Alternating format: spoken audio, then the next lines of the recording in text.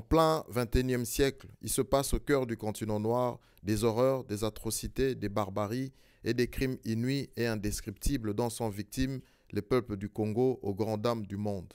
Abandonnés à leur triste sort, les Bantous congolais sont en proie à des éliminations physiques intentionnelles, partielles ou totales. Ils sont dans certains coins de leur territoire détruits, massacrés et exterminés, voire violés pour le cas des femmes et mis en incapacité de procréer en raison de leur appartenance originelle et de souche à leur sol.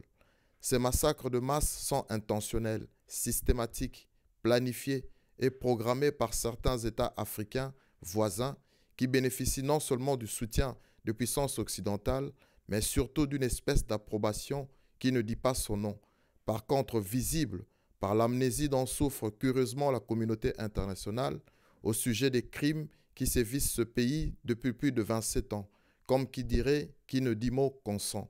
Le Congo crie au secours et lance un appel de détresse depuis plusieurs décennies, mais sans réaction. La communauté internationale bouche ses oreilles et ferme ses yeux. Pourtant, elle entend, elle voit et elle sait les souffrances que ce peuple endure. Plus de 12 millions de morts estimés en 2018. Le nombre de morts en est incalculable en 2024. Est-ce une blague? Est-ce une fable? Est-ce un rêve? Certainement pas. La vérité et la réalité nous rattrapent. Des enfants, des vieillards, des hommes et des femmes sont effectivement tués sans remords.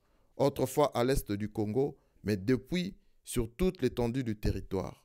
Des fosses communes, des Congolais dépecés comme dans une boucherie sont éparpillés sur l'ensemble du territoire national. Un cimetière sur 2 345 410 km² de superficie. Des mots ne suffiront pas à décrire les horreurs que ces populations civiles ont vécues et continuent à vivre. Presque chaque personne a une ou plusieurs histoires de souffrance et de douleur à raconter. Les morts et les vivants congolais crient justice pour des crimes immondes qui ont décimé des familles entières ainsi que toute une nation en effervescence et demandeuse de justice.